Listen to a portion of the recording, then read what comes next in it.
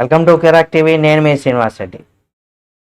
YCP నేత మాజీ MLA Vallabhaneni వంశీకి బిగ్ షాక్ తగిలిందని చెప్పుకోవచ్చు. అంటే పోసానికి ఒక రకంగా బిగ్ రిలీఫ్ దొరికితే ఇక్కడ వల్లభనేని వంశీకి మాత్రం షాక్ తగిలిందని చెప్పుకోవచ్చు.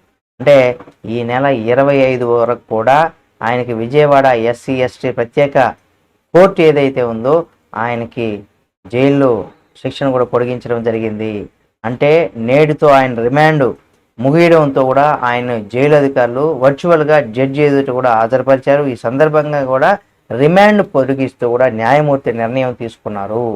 అలాగే సత్యవర్ధన్ కిడ్నాపు బెదిరింపుల కేసులో కూడా వల్లభనేని వంశీని కూడా హైదరాబాద్లో అరెస్ట్ చేసినటువంటి పోలీసులు విజయవాడ తీసుకెళ్లిన విషయం మనందరికీ తెలిసిందే. అంతేకాకుండా గన్నవరంలో టీడీపీ ఆఫీస్ పైన కూడా దాడి కేసులో కూడా వల్లభనేని వంశీ నిందితుడిగా ఉన్నారు. ఈ కేసులో కూడా ఆయన రిమాండ్లో ఉన్నారు కాబట్టి ఆయనకు కోర్టు ఈ నెల 15 వరకు కూడా రిమాండ్ విధించారు.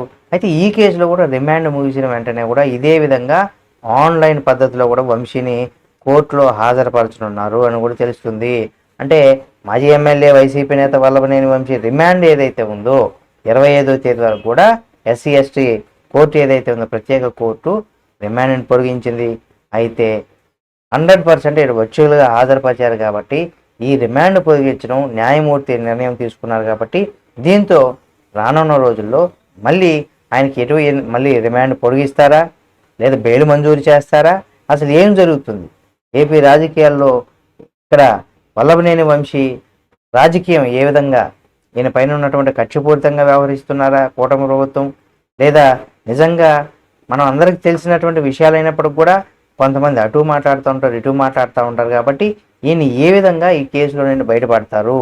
ఏదైనా అనారోగ్య సమస్యలు చూపించి బెయిల్ మీద బయటకు వస్తారా, లేదో ఈ శిక్షని అనుభవించి ఇంకా కొన్ని రోజులు జైల్లో ఉండేటువంటి అవకాశం ఉందా?